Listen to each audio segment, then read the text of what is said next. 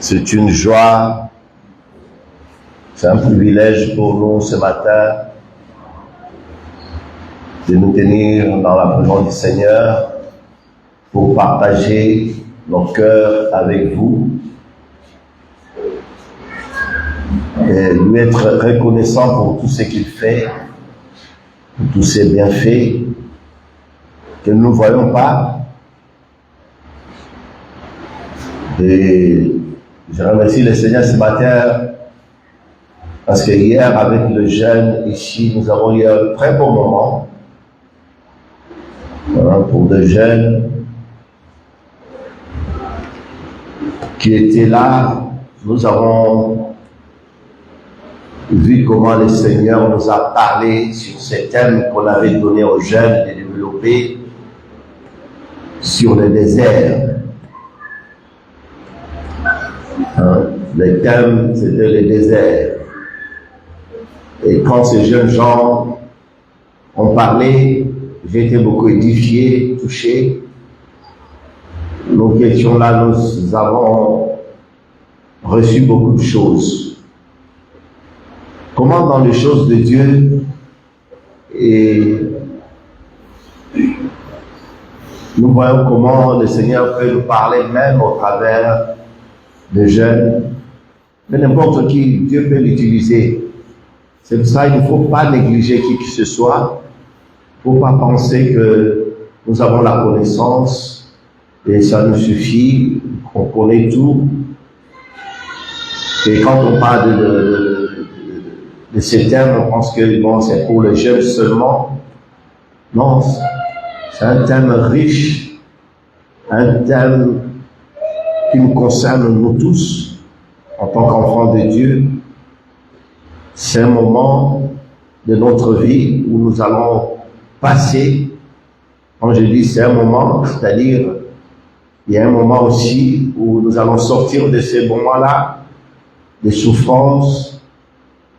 Après, le Seigneur va consoler nos cœurs, il nous restaure, parce qu'après avoir surmonté la tentation, il nous donne les moyens d'en sortir, d'être dans la paix, d'être dans la joie. Et c'était vraiment édifiant. Que Dieu bénisse tous les jeunes qui étaient là hier. Et je sais qu'il y aura encore des moments comme celui-là qui vont venir encore pour équiper les jeunes. Le but, c'est vraiment de les équiper pour bien servir le Seigneur. C'est le Saint-Esprit qui va faire cette œuvre dans leur cœur. Et là, je les remercie parce que c'est eux-mêmes qui ont fait le travail. Ils ont fait des recherches. Et je vous encourage, pour ceux qui n'ont pas participé, d'avoir la soif de la parole de Dieu, de méditer la parole de Dieu, d'avoir l'amour du royaume, d'avoir l'amour de la vérité, d'aimer la vérité. C'est par elle que nous serons sauvés. La parole de Dieu dit, vous connaîtrez la vérité et la vérité vous rendra libre. On doit connaître la vérité. Et Jésus, c'est la vérité. On doit aimer ces moments-là. Donc ce matin, j'aimerais partager, parce qu'hier nous avons parlé en parlant avec le jeune, dans cette réunion, ils ont parlé des attitudes, combien de temps, ce moment de 2 heures, ça peut prendre combien de temps et comment même savoir si ça vient de Dieu ou de nous. Il y avait toutes sortes de questions. Il y avait toutes sortes de questions. Et ce matin, on va voir dans la parole de Dieu. J'aimerais vous inviter à prendre vos Bibles. Nous allons commencer ce matin avec 2 Timothée, au chapitre 3.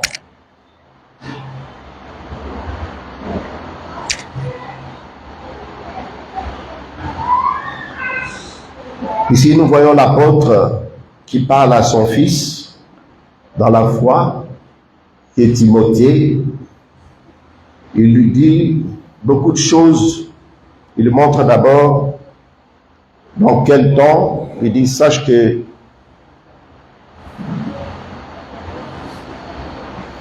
dans les temps derniers, sache que dans les temps derniers, ou dans les derniers jours, sache que dans les temps derniers, il y aura des jours difficiles. Il lui montre toutes ces choses-là au verset 10. Nous allons lire à partir du verset 10. Il lui dit ceci: pour toi, tu as suivi de près mon enseignement, ma conduite, mes projets, ma foi, ma douceur, mon amour, ma constance, mes persécutions, mes souffrances. À quelle souffrance n'ai-je pas été exposé à Antioche, à Icône, à Lystre? Quelle persécution n'ai-je pas supporté? Et le Seigneur m'a délivré de toutes. Amen. Ici, l'apôtre rappelle à son fils, donc à celui qui écoutait tout ce que lui enseignait, qui voyait sa vie. Ici, c'est quelqu'un qui parle de sa propre vie. Il parle du vécu, de ce que lui-même a vécu.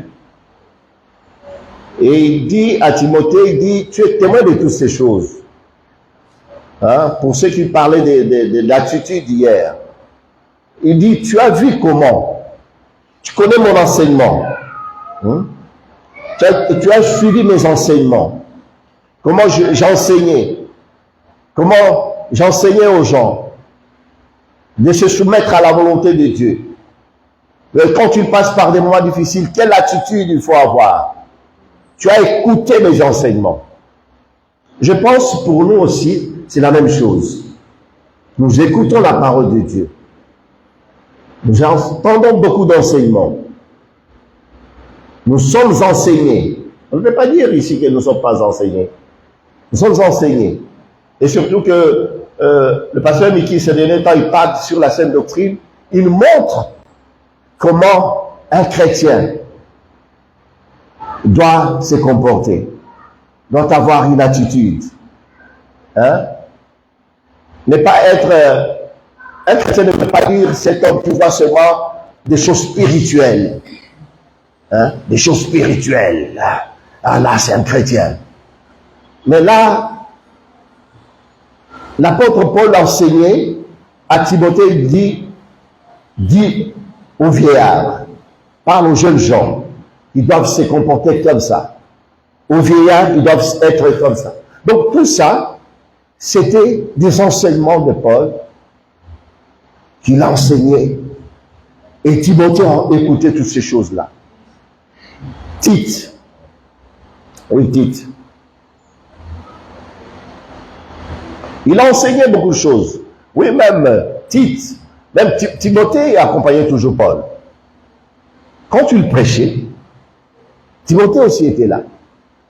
Il parlait de ces choses.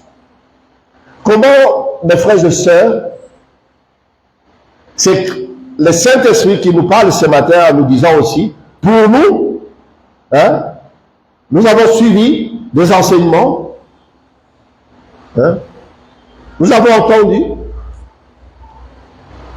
Ici, c'est quelqu'un qui se présente comme un modèle. Je veux dire, Paul ici se présente comme un modèle. Il veut montrer que tout ce que j'ai enseigné, je le vivais. Je vivais. Donc, on ne peut pas séparer un prédicateur avec ce qu'il dit. Notre vie doit se conformer par rapport à ce que nous parlons. Et c'est ce que Paul ici est en train de dire à son fils. Il dit, toi, tu as suivi mes enseignements. Qu'est-ce que je t'avais dit? Comment se comporter? Comment vivre dans les persécutions? Tu as vu quelle persécution? À quelle persécution je n'étais pas exposé? Il pose la question. Mes persécutions, mes souffrances. À quelle souffrance n'ai-je pas été exposé? Il pose la question. À quelle souffrance? Ici, nous voyons la vie de quelqu'un qui passait par des moments difficiles, mais son cœur était toujours droit. Il a gardé son cœur, il était dans la paix. Parce que hier, nous avons parlé du désert.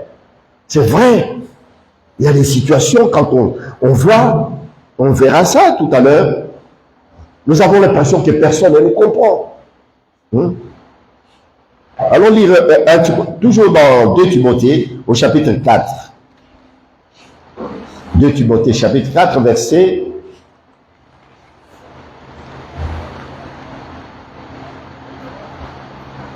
16. Ici, l'apôtre, il continue, il dit, dans ma première défense, personne ne m'a assisté, mais tous m'ont abandonné. Que cela ne leur soit point imputé. C'est le Seigneur qui m'a assisté et qui m'a fortifié afin que la prédication soit accomplie par moi et que tous les païens l'entendent. Et j'ai été délivré de la gueule du lion. Le Seigneur me délivrera de toute œuvre mauvaise et il me sauvera pour me faire entrer dans son royaume céleste. À lui soit la gloire au siècle des siècles. Amen. Nous voyons quelqu'un ici qui dépend de Dieu, qui dépend de Jésus. Il dit, malgré toutes ces choses qui m'ont arrivé, regardez ma situation. Tous m'ont abandonné. Tous. Ils m'ont abandonné. Il a donné des exemples de ces gens-là qui ont suivi l'exemple de Yannès et Jambres, qui résistaient à Moïse, qui s'opposaient à la vérité. Il dit, regardez, beaucoup de gens, ils ont séduit beaucoup de gens avec leur discours. Après, ils se sont retrouvés ridicules. Parce que personne ne les a pas suivis dans leur stupidité. Mais toi, tu entends mes enseignements, tu as entendu mes enseignements. Il dit, viens me voir. Quand on voit au verset 9, il dit, viens au plutôt vers moi, car Démas m'a abandonné par amour pour le siècle présent. Il est parti pour Thessalonique. Et Démas ici, on ne parle pas de n'importe qui. Démas était parmi les apôtres. Démas était l'apôtre. Mais il a abandonné. Ici, qu'est-ce que je veux dire? Il y a des situations que le Seigneur, des fois, met devant nous. Il veut que nous-mêmes, nous expérimentons ce moment-là. Même si nous avons besoin, on avait besoin que quelqu'un vienne nous consoler, quelqu'un vienne avec nous. Mais le Seigneur ne l'a pas permis. Quelle attitude maintenant tu vas avoir? Quelle attitude, moi, c'est la question que je pose ce matin. Quelle attitude nous allons avoir? Mais Paul rappelle à son fils, ici Timothée, il dit, Timothée, toi, tu connais mes enseignements. Tu sais comment je me suis comporté dans ce moment-là difficile. Ce n'était pas le moment de joie, c'était pendant mes persécutions, pendant mes souffrances. Comment j'étais, je prêchais toujours, je continuais à servir le Seigneur. Ici, nous avons entendu hier avec les jeunes, mais combien de temps on peut rester dans ce moment-là? Je crois que c'est Maman Jeanne qui avait donné la réponse. Elle dit, même si ça perdure cette situation, toi continue seulement à servir le Seigneur. On continue à servir le Seigneur. Même si j'ai demandé, je ne vois pas la chose arriver. Ce n'est pas une occasion pour moi de m'éloigner du Seigneur. Ici, nous voyons Paul dit, dans toutes ces choses, le Seigneur m'a toujours délivré. Amen. Ça montre notre dépendance. Ce moment-là du désert, quand on passe par le moment difficile, c'est un moment crucial pour nous, un moment très important, un moment où nous, si nous avons le discernement, dire que c'est le moment de grandir. C'est le moment de gagner en maturité. C'est le moment de connaître mon Dieu. Je vais le connaître maintenant. Pendant ce moment de souffrance, c'est le moment où nous devons être même heureux. parce que nous sommes proches de lui. Il nous change, il change notre cœur, il change notre façon de voir les choses. Il y a de ces chrétiens-là qui fuient les épreuves, qui fuient les souffrances, les persécutions, ils fuient. Mais en fuyant, ce que tu es en train de faire a un nom. C'est-à-dire, tu gardes ta vie, tu préserves ta vie. Tu ne veux pas être dérangé. Or, la parole de Dieu nous dit, celui qui gardera sa vie, la perdra. Mais celui qui la perdra à cause de moi. Et le Seigneur dit, et je crois, hier on avait lu ce passage dans 1 Pierre, je crois. Lisons dans 1 Pierre.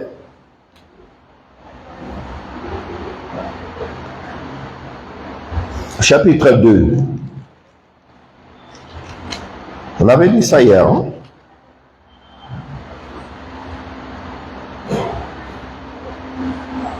Verset...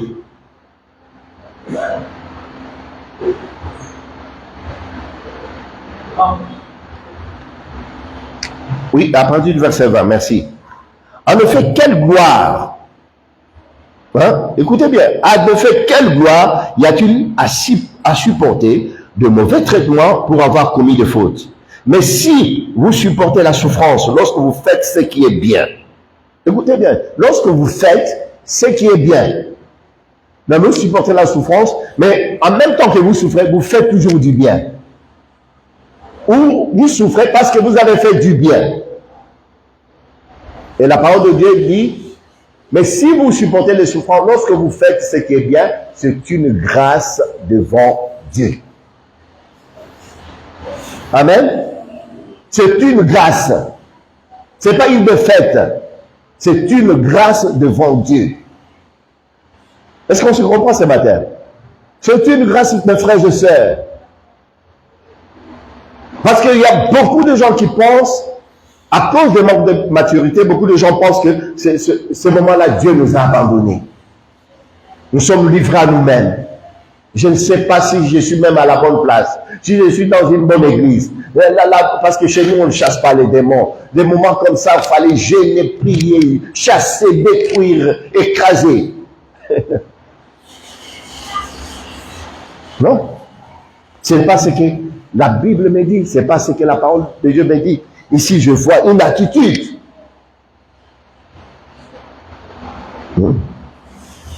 Une attitude de cœur.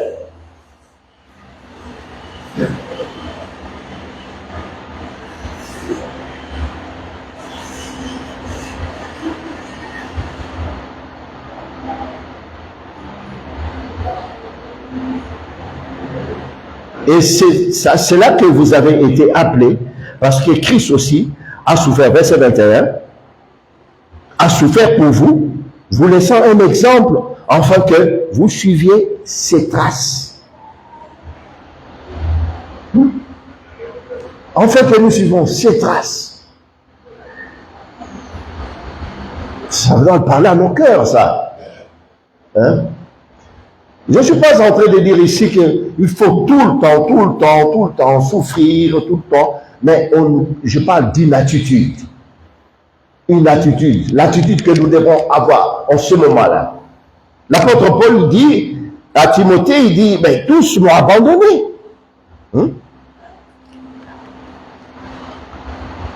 Au chapitre 4, là où nous étions, tous m'ont abandonné. Ils ont préféré aller chacun dans ses affaires. Et je t'attends, viens. Dans ma première défense, personne ne m'a assisté. Mais tous m'ont abandonné, que cela ne leur soit point imputé. Vous voyez, ce n'est pas le moment de gâter notre cœur, de maudire, de commencer. Lui, il avait une autre attitude. L'apôtre Paul avait une autre attitude. Il dit que le Seigneur même ne les impute pas, que le Seigneur les pardonne. Voilà ce qu'il voulait dire par là. Je ne veux même pas que cela leur soit imputé comme un péché, comme une faute, comme quelque chose pour moi d'anormal. Non. Donc, c'était quelqu'un qui était libre dans son cœur. Frères et sœurs, ce que nous sommes en train de partager avec vous ce matin, ce sont par rapport à des choses que nous avons déjà entendues. Les prédications, le message, les enseignements que nous avons déjà entendus. Quelle attitude on doit avoir quand on passe par le moment difficile, quand on traverse le désert. Vous savez pourquoi les enfants d'Israël, ils sont restés 40 ans dans le désert? Et pour aller plus loin, la parole de Dieu dit qu'ils avaient le même habit, le même chaussure ou le même sandales. Ils ont porté ça pendant 40 ans et le sandal, même les habits, ne s'usaient pas. Amen. Donc, frères et sœurs, c'est un moment où nous devons dépendre à 100% à Dieu. Dépendre à lui. Compter sur sa grâce. Et la vie chrétienne, c'est dépendre de Dieu. C'est pas dépendre de nous. C'est pas compter sur nous. C'est pas se reposer sur notre force. Parce qu'on va se fatiguer. On va fuir. On va abandonner.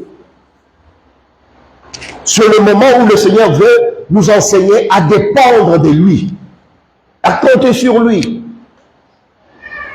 Même si nous savons que nous avons des millions, nous avons ceci. Ne comptons pas sur ça. Comptons sur Dieu. Parce que du jour au lendemain, il peut souffler dessus et tu deviens comme quelqu'un qui n'avait rien. Rappelez-vous de Job, qui possédait toutes choses. Rappelez-vous. Souvenez-vous de son histoire.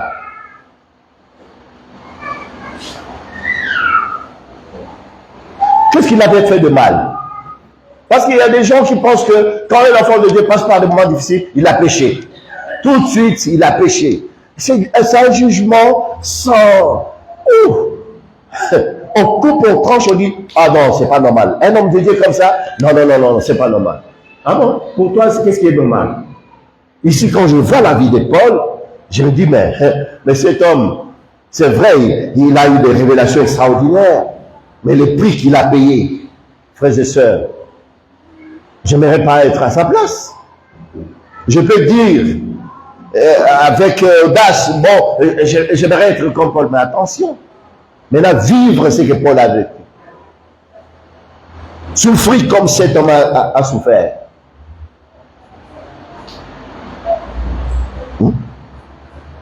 Il faut voir la liste longue des choses qu'il a surmontées, qu'il a vécues, qu'il a expérimentées en tant qu'apôtre.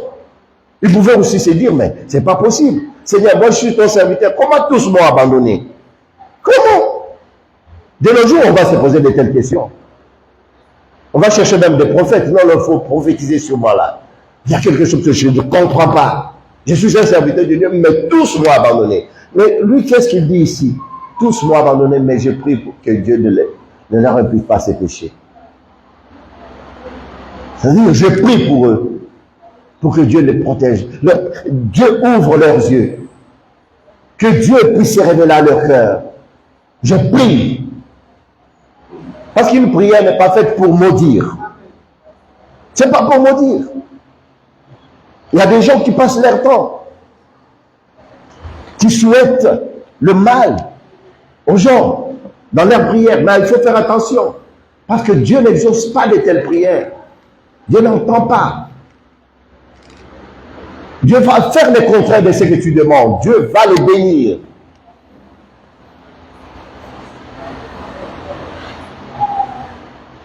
Dans la parole de Dieu, nous voyons comment les méchants prospèrent. Ils prospèrent dans ce qu'ils font, dans le mal. Et les enfants de Dieu sont là, en train de les envier. Vous pensez qu'ils sont heureux? Non. Ils ne sont pas heureux. Ils ne sont pas heureux. Hébreux chapitre 2.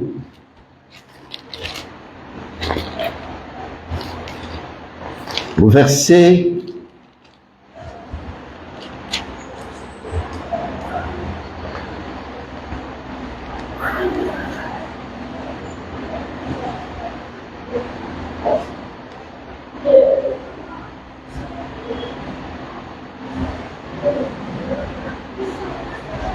verset 18.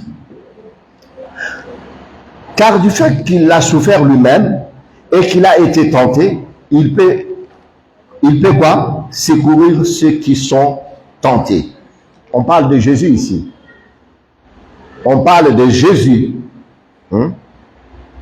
Lorsqu'il s'est rabaissé, il est descendu sur cette terre, il a porté ses corps des hommes.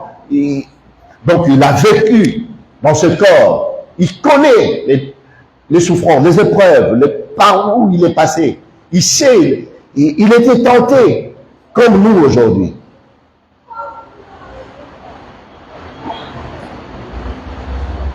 Ici, je suis en train de montrer comment on doit avoir une attitude de dépendance, de dépendre à Dieu, de dépendre à Jésus. Dans tout ce qu'on peut faire, dépendre à lui. Ne pas compter sur nos capacités, ne pas compter sur notre intelligence, ne pas compter sur quoi que ce soit, mes frères et sœurs. Parce que c'est le but de Dieu dans nos vies. Il veut que nous dépendions à 100% à lui. Du moment où tu commences à compter sur ta force, sur tes capacités, sur ton expérience, là, sache que tu commences déjà à dévier, sortir sur ce chemin. Mais quand tu comptes sur lui, quand tu comptes sur lui, il sera là. Il sera là comme nous l'entendons, il dit, du fait qu'il a souffert lui-même et qu'il a été tenté, il peut secourir ceux qui sont tentés. Donc il comprend, il connaît ces moments-là. Tu es tenté, mais la tentation qui t'arrive là, nous l'avons lu hier, là, avec des jeunes. Cette tentation n'est pas au-dessus de tes forces. On peut lire ce verset?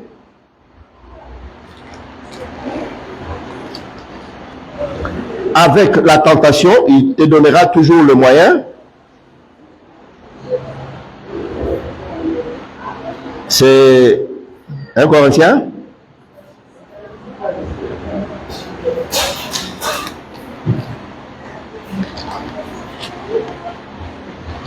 Un Corinthiens 13. 10, 13. Il y a tout dans la parole de Dieu. Il y a tout quand vous passez par des moments difficiles. Vous passez par des moments difficiles, c'est l'occasion pour vous de vous approcher de Dieu, de méditer sa parole. Mais 10, 13. Ah, sûr. Aucune tentation ne vous est survenue qui n'ait été humaine. Et Dieu qui est fidèle ne permettra pas. Vous écoutez? Vous entendez ça? Dieu qui est fidèle ne permettra pas. L'apôtre Paul dit, Dieu n'a pas permis que je sois englouti par les lions, que je tombe dans le gueule de lion. Il m'a délivré et il me délivrera toujours. Pourquoi? Parce que c'est ça ses enseignements. C'est ça ce que Paul enseignait. Il dit, aucune tentation ne vous est survenue qui n'était humaine. Et Dieu qui est fidèle ne permettra pas. Retenez bien cette phrase. Ne permettra pas. Votre Dieu ne permettra pas.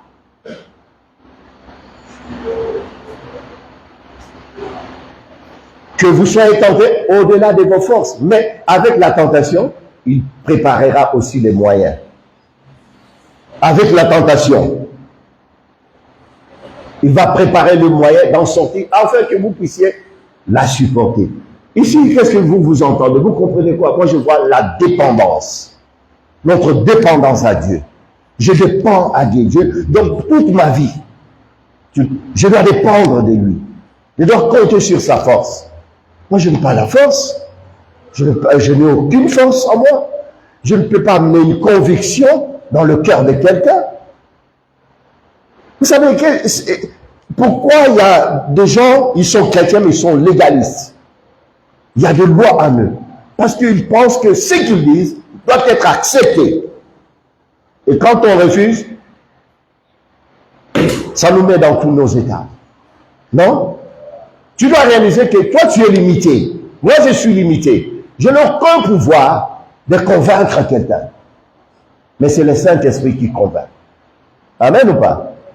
C'est le Saint-Esprit qui amène la conviction. Et ça va nous libérer de notre loi, d'être légaliste. Parce que ces choses-là vont te fatiguer. Et tu vas fatiguer ton monde. Tu vas fatiguer ton entourage. Parce que tu es rempli de lois. Et tu n'arrives pas. Et ça va te mettre dans un état où rien ne va. C'est pas ça. C'est que nous avons appris de Dieu. Nous voyons que nous devons tous dépendre de lui. Même si je parle à quelqu'un, je dois m'attendre à ce que le Saint-Esprit puisse faire le reste. Moi, je fais de ma part. Je parle, mais c'est le Saint-Esprit qui va amener la conviction. Je donne un conseil à quelqu'un. C'est le Saint-Esprit qui va amener la conviction. En enfant de Dieu, on doit marcher comme ça, mes frères et sœurs. C'est comme ça. Dans tout ce que nous pouvons faire, nous devons compter sur le Saint-Esprit. Dis que c'est toi, Seigneur, qui as cette capacité d'amener la conviction. D'amener la conviction. Pour toi, tu as reçu mes enseignements. Tu connais mes enseignements. Tu as vu ma vie. Comment j'ai marché. Comment je me suis comporté. Dans les persécutions. Tu as vu ça. Dans les souffrances. Je ne sais pas. Paul, il a énuméré toutes ces souffrances. On le voit dans la parole de Dieu. Quelqu'un qui va en mission pour aller prêcher la parole de Dieu, il arrive et le bateau chavire, il y a le bateau fait naufrage, il se retrouve dans une île inconnue. Le peuple qui habitait cette île, c'était des barbares. Et lorsqu'ils l'ont vu encore venir là, vous savez, quand quelqu'un sort de l'eau avec des habits en lambeaux bizarres, et qu'est-ce qu'il fait? Ils sont en train d'allumer le feu, et le serpent sort. Il mord encore cet homme qui prétend être l'homme de Dieu, serviteur de Dieu.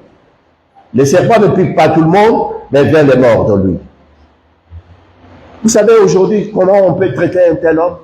On va dire, je ne vais pas croire en lui parce que lui, ah bon, tu es sûr? Tu es sûr de ton jugement? Tu es sûr?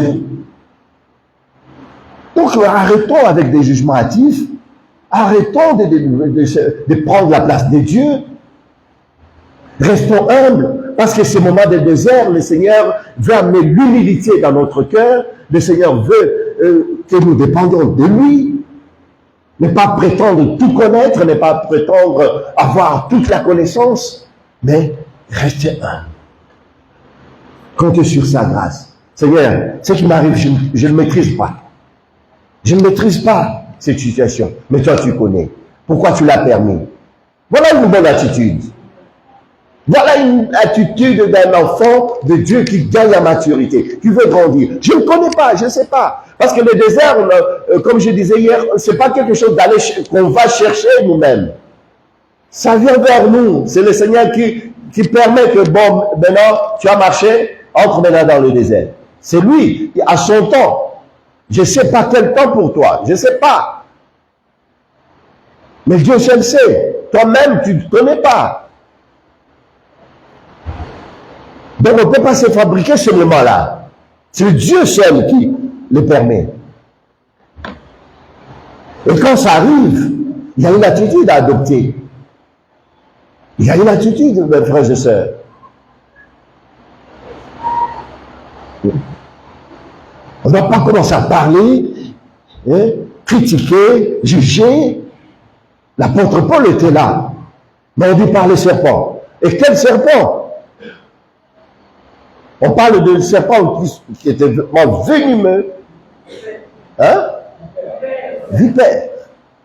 Et ce serpent-là, quand il était mort, 5 minutes après, par terre. Mais non, ils attendaient pour voir si cet homme va mourir. 5 minutes, 10, 15, 20. Allez lire la parole de Dieu. Vous connaissez la suite? La suite, les barbares ont changé leur langage. Ils ont dit, effectivement, cet homme, c'est un homme de Dieu. C'est pour cela, mes frères et sœurs, quand tu passes par des moments difficiles, arrêtez de vous justifier. Arrêtez de chercher à ce que les gens vous comprennent. Arrêtez, ce n'est pas une bonne attitude. Laissez le Seigneur lui-même faire son œuvre dans votre cœur. Laissez le Seigneur vous passer par là où il veut. Arrêtez d'expliquer.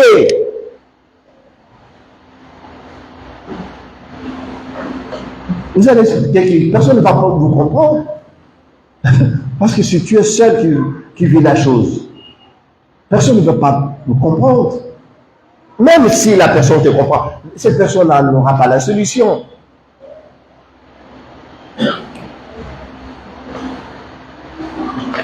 La solution, ce n'est pas toujours l'argent.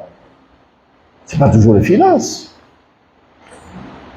Puisque vous êtes un enfant de Dieu, Dieu sait pourquoi il permet d'autres situations. Qui n'ont rien à voir avec l'argent, qui n'ont rien à voir avec... Mais lui seul sait. Et en ce moment-là, vous savez, pour quelqu'un qui est humble, il doit dire, Seigneur, je ne comprends pas. Mais toi, tu sais. Car rien, hein, rien n'est au-dessus de toi. Tu connais toutes choses. Mais moi, je ne connais pas. Si tu l'as permis, Seigneur, puisque je suis ton enfant, je vais garder mon cœur.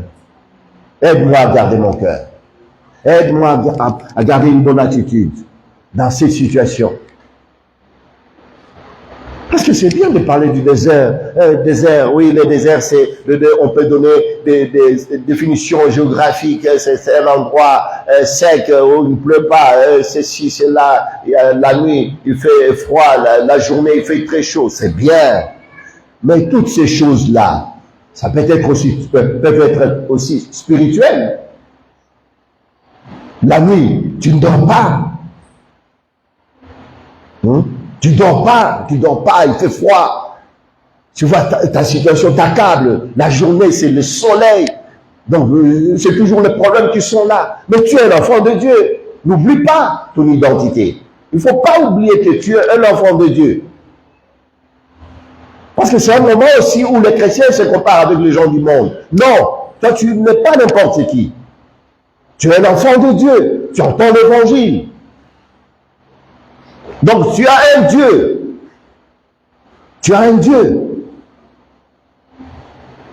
Oui, mais pas ce Dieu-là.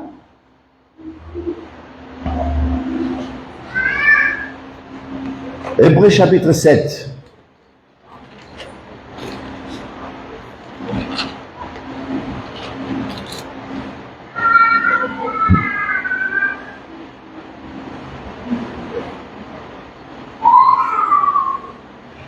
C'est pourquoi, verset 25,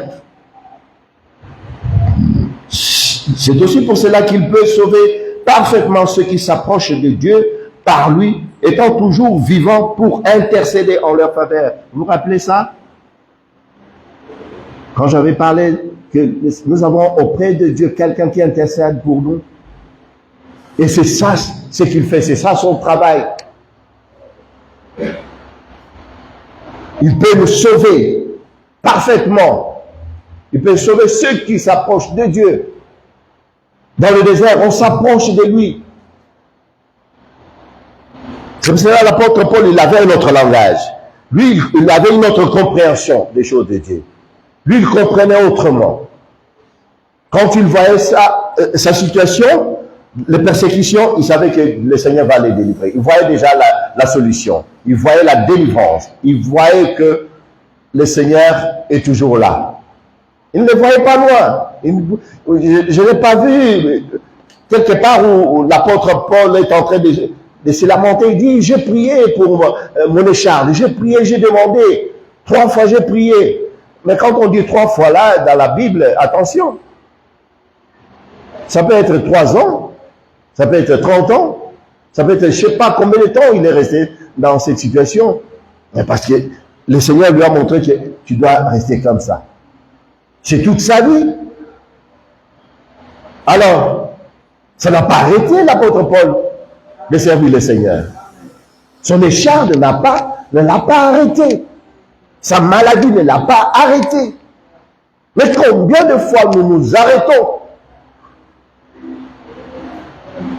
Combien de fois? C'est pour ça qu'il rappelle à Timothée, il dit, pour toi, rappelle-toi de mon enseignement. Rappelle-toi de ce que j'ai enseigné. Reste ferme sur ça.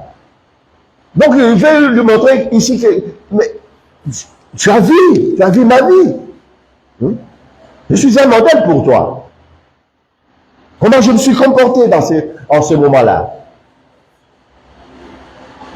C'est pour cela, mes frères et sœurs, ne pensons pas, même une fois, ne croyez pas que Dieu ne voit pas. Dieu nous a abandonnés.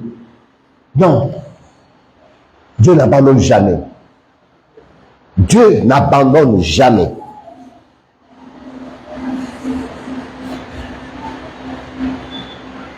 Dieu n'abandonne pas.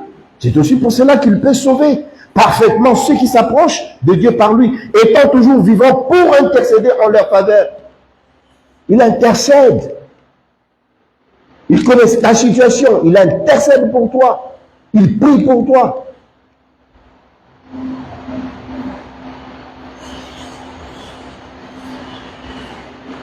Hein?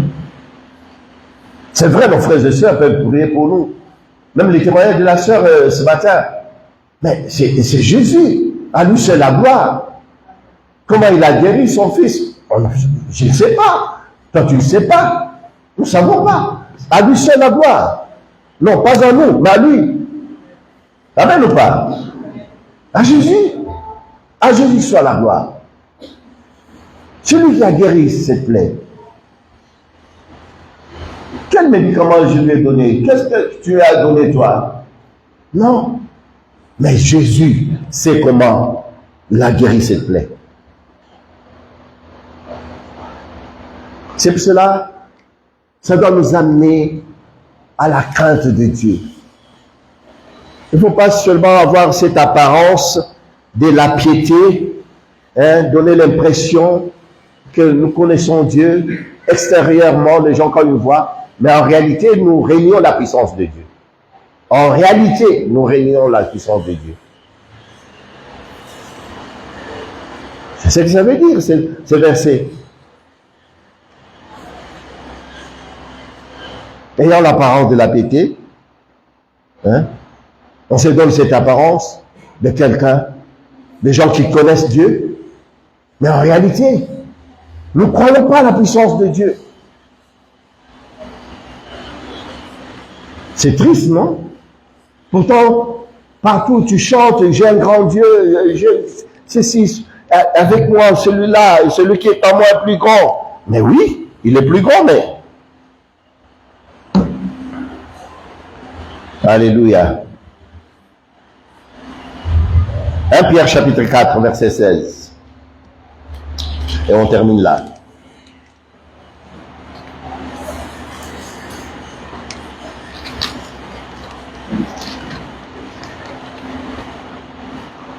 « 1 Pierre chapitre 4, verset 16.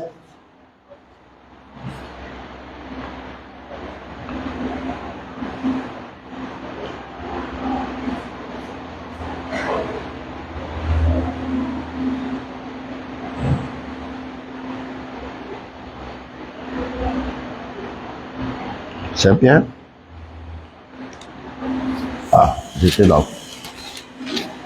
Verset 16. Oh, ok. Mais si quelqu'un souffre comme chrétien, écoutez, si quelqu'un souffre comme chrétien, vous voyez ce qui se passe? La suite, c'est quoi? Il n'en est point honte. Et que plutôt, il fait quoi? Il fasse quoi?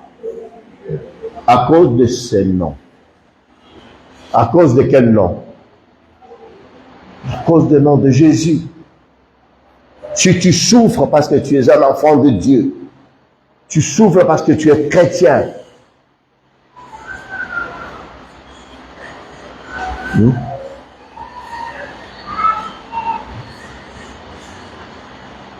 il y a des prières bizarres aujourd'hui qui sont faites par des chrétiens. Seigneur,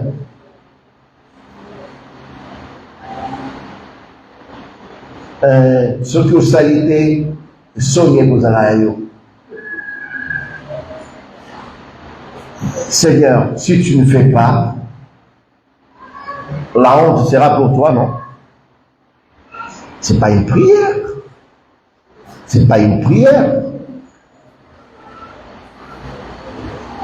Donc maintenant, tu veux quoi? Tu obliges Dieu, tu forces la main de Dieu. C'est quelle prière ça? Dans une prière, le Seigneur doit sentir notre humilité, notre brisement, parce que c'est ça le but même du désert dans notre vie. C'est le brisement, c'est l'humilité, ces choses-là qui doivent venir dans notre cœur, hein, nous donner pour que nous puissions rester à notre place et lui demander seulement sa grâce. Seigneur, j'ai besoin de ta grâce. Comme Paul a dit, il a entendu seulement une voix lui dire, ma grâce te suffit. Dans ta situation, la grâce de Dieu est là. Et cette grâce te suffit. Pas autre chose. Ne va pas chercher autre chose. Ne pense pas que si je fais ça, comme une jeune ici avait posé la question, mais il y a des gens, parce qu'ils passent par un moment difficile, il va compromettre la vérité, il va pécher, il peut aller se prostituer pour aider, pour... Non. Non. Ne cherche pas à fabriquer. Sache que dans ce moment-là, la grâce de Dieu est là, pour te donner la force, pour te protéger, pour t'épargner. C'est ce que sa parole dit. Ça ne doit pas être le contraire. Ça ne doit pas être autre chose. Il te donnera toujours le moyen. C'est pour ça que l'apôtre Paul dit, malgré toutes ces choses, je suis passé par où je suis passé. Regardez ce qui s'est passé. Le Seigneur ne m'a pas abandonné. Il était là avec moi. On doit se dire aussi comme ça, on doit parler comme ça, que même malgré ma situation, le Seigneur ne m'a pas abandonné. Il n'a pas dit son dernier mot. Job a dit, l'Éternel est vivant, mon Dieu est vivant. Hein? Mon Rédempteur est vivant. Je sais qu'il s'élèvera le dernier. Je sais. Et tu dois avoir cette conviction. Je dois avoir cette conviction que je ne suis pas seul, le Seigneur est avec moi. Malgré ma situation, malgré cette situation difficile, où personne ne me comprend, où personne ne voit, c'est que j'ai envie. Paul a dit, tous m'ont abandonné. Mais c'est ma prière est que le Seigneur ne puisse pas répéter le péché ou compter ce péché. C'était pas n'importe qui, Paul. Vous savez, frères et sœurs, c'était pas n'importe qui, l'apôtre Paul. Quelqu'un qui avait reçu de telles révélations. Au jour d'aujourd'hui, je crois que si nous avons un tel homme, quand nous voyons des choses, comment nous voyons aujourd'hui les choses, les serviteurs de Dieu qui ont pris la place de Dieu, mais il peut convoquer toute l'église et commencer à crier dessus. Je suis passé par des moments difficiles, vous n'êtes pas venus, hein? Je vous suspends, je vous suspends, je vous suspends. Il peut suspendre tout le monde. Mais Paul n'a pas fait ça. Il n'a pas dit à Timothée, Alexandre est suspendu. Parce que il dit, il m'a fait beaucoup de mal, cet homme-là, le forgeur, Alexandre. Il m'a fait beaucoup de mal. Mais ma prière, donc il continue à prier pour lui. Il y a une attitude, mes frères et sœurs, qu'on doit avoir. Nous devons nous rappeler de ce qu'on nous a enseigné, de ce que nous avons appris. Les messages de la croix de Jésus. Quelle attitude nous devons avoir dans des moments difficiles. Et Paul l'a rappelé à Timothée.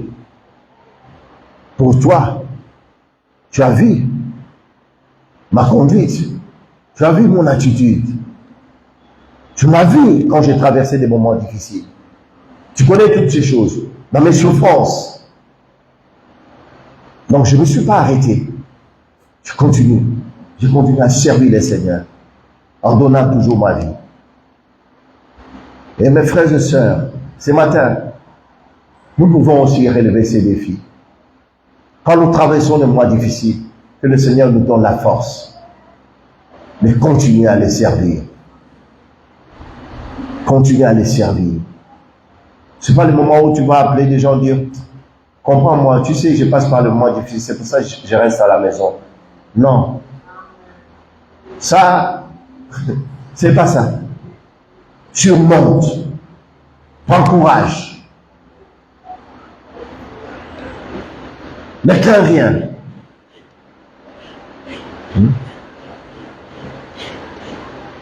Selon les exégètes, on appelle exégètes. Selon les exégètes, donc des gens, des chercheurs dans la Bible, dans la parole de Dieu, selon eux, le mot ne crains pas, prends courage, est cité plutôt 365 fois dans la Bible. Donc ils pensent que c'est tous les jours que le Seigneur nous dit, prends courage, prends courage, prends courage. Demain, prends courage. Ta situation, prends courage. Donc tous les jours, 365 fois dans la Bible, dans la parole de Dieu. Alors là, je vous donne le devoir. Allez lire votre Bible, des Genèse Apocalypse, cherchez les mots, ne crains pas, prends courage.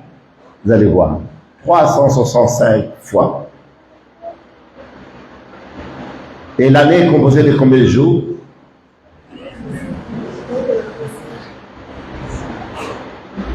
Ça aussi, vous ne connaissez pas.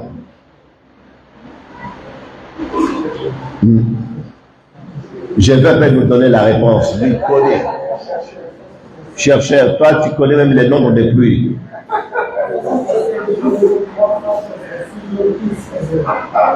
Hey, 365 jours, 366 jours, plus 6 heures. Bon, c'est fini.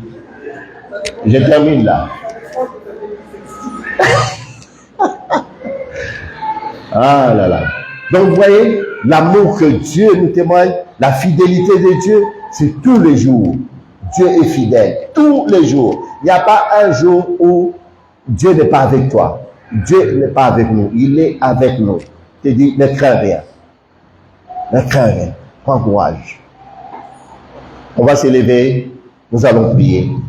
Ce matin, que le Seigneur nous donne cette conviction que Dieu nous fortifie et nous puissions compter sur sa grâce, pas sur notre propre force, mais sur sa grâce, sur son amour, parce qu'il a dit sur la croix, il a tout accompli. Il a tout accompli, mes frères et sœurs.